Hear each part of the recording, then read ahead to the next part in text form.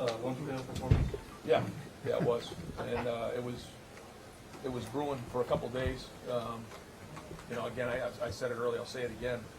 A lot of people took a lot of shots at this team over the last 48 hours, and it really hit home to me. And the way that our team played, not only did we physically get after these guys last year, but we did it again here at the end of the game. And I think it says a lot about this team.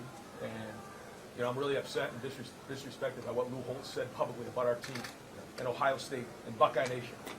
And we're not going to stand for that. That's not even close to true. We had one bad half a couple years ago up in Ann Arbor. We did in the second half. But every game we play in, we're physical. We are. I don't know where that narrative comes from, but that ends tonight. This team right here showed toughness. They showed grit. They didn't give up, and they found a way to get that last yard. And I'm sick over those short yardages that we didn't finish, but that's the game. And the last matchup game we were in, we were one play short. This play, we finished it the right way. I'm really proud of that team. Bill Rabinowitz, Columbus Dispatch. Ryan, on the previous drive, you went with Emeka on the end around. Yeah. Why'd you do that, and did that factor into your decision to go with Chip right up the middle? Yes, yeah. I mean, we didn't get it the one before, and I'm really upset about that. We got to get that yard. And then on that play in particular, we got the look that we wanted, and we got 3 for 3 right there, and we thought that we could knife it in for 1 yard because, when they're inside playing defense, there's an opportunity to get the ball outside. We didn't do it. There was 4 opportunities where the whole game could be different if we converted in those situations. So upset about that, but I'm not going to be upset right now because that was one heck of a win for our team. It was a great win for Ohio State. It's always been Ohio against the world, and it continues to be to this day. And I hope everybody in Buckeye Nation enjoys that win because to come in here to win like that after winning the way we did last year, because we physically got after them last year. We did. Put the film on. A lot of people make a lot of comments that don't watch film. Put the film on. Watch what goes on. And for us to hang in there, because the momentum was going with Notre Dame at one point, and our guys stuck their foot in the ground, and JT makes a big-time play, and the guts of our team to go and win that game on the road. You're going to tell me this team's not physical, not tough? You're wrong. Nathan Baird, Cleveland.com. You talked earlier this week that the experience levels of these quarterbacks might be a factor in this game. You give the ball back to Kyle with 65 yards to go in 16 seconds. What did you see from him tonight? Well, you judge a quarterback on third down, the red zone, in 2 minutes. Third down, I was just looking at the stats. It was pretty good, 10 of 17. There was some nice third down conversions there. And then to win the game in a 2-minute drill, that's what great quarterbacks do. And for his first top 10 road game to be put in that situation and come through says a lot about his future. I mean, there was some big time throws in there.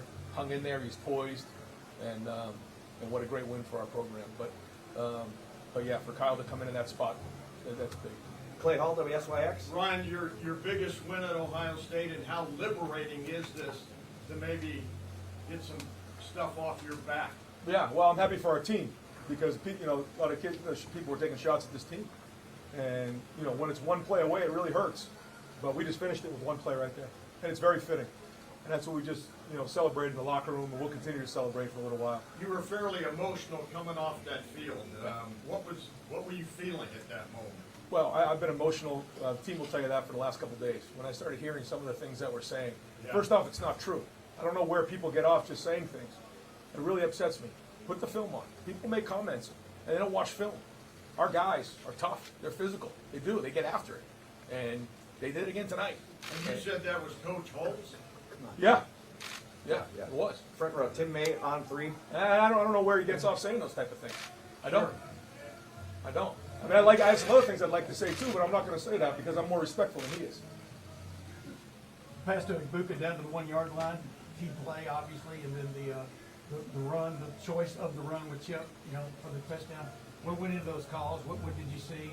What were you thinking? What was the message to Kyle, I guess? In the 2 minute. Yeah. You talking about the 2 Yeah, minute? 2 minutes. Yeah. Well, we spent some time. Is Kyle in here? Yes. Yeah, we spent some time talking about 2 minutes today, right? And it just talks about how when you work a game plan, you just keep grinding and you keep working and you keep working all the way up until 4 hours before the game. We met on 2 minute. We met with the receivers. We showed what we were expecting in that moment, and you never know exactly what you're going to get. But I think Kyle had good poise. I thought the protection was good, and there was some really clutch catches out there. Certainly, Emeka had a big one. Over here to the left, Rob Aller, Columbus Dispatch. You have one play, you run it. That probably surprised some people based on what's been said. Who made that call, and was there any doubt that you were going to run that play? Me, I made the call. Was there doubt? I think I looked at the clock and knew there were 3 seconds left. So I'm thinking that's the last play anyways. You know what I'm saying? I knew we couldn't get 2 plays with no timeouts because we lost the timeout on the grounding. So I said, well, at this point, it probably just makes sense for 1 yard. Not only do we need to get that yard for this program, but I felt like it was the right thing to do schematically. Over here to the right, Ari Wasserman, The Athletic.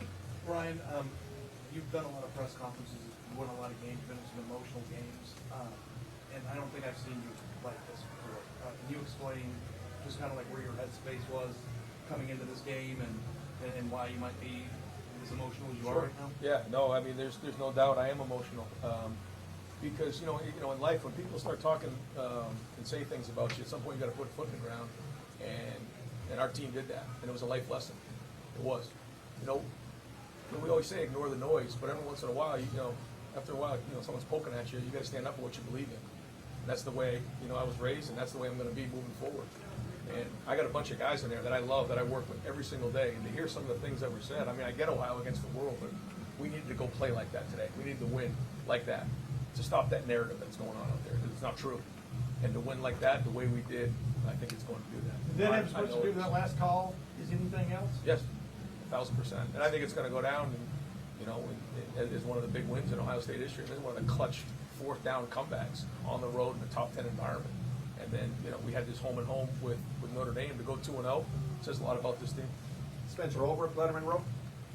Brian, in a 2-minute, Kyle looked better on 3rd and 4th down than he did on 1st and 2nd down. Is there anything to that with that? You can ask him. He's coming up next. Have you seen that with him? You talk about this cool, collected character who never gets rattled at all. And on 1st and 2nd down, he looks not as good. On the 3rd and 4th down, he's completing passes. What goes into that, and what goes through your mind on the 3rd and 4th down when you see him drop back? I haven't quite thought of it like that, but I'm going to now process and watch it the way you're saying it. I don't know if it has to do with, the concepts. I'm not sure. We'll look at it. I thought he made some nice throws on 1st and 2nd down, but he did his best ball on 3rd down. I thought he played his best ball on 3rd down today. We didn't really give him a great opportunity down in the red zone. We were running the ball and down there a little bit more. I probably could have taken some opportunities. I thought he threw a nice ball on the one that they called back on the Mecca. That was a nice throw. Didn't quite work out, but the bottom line is he competed and won a game like this, and that's the start. We're going to have time just for a couple more. Stephen Means, Cleveland.com. Ryan, for starters, how is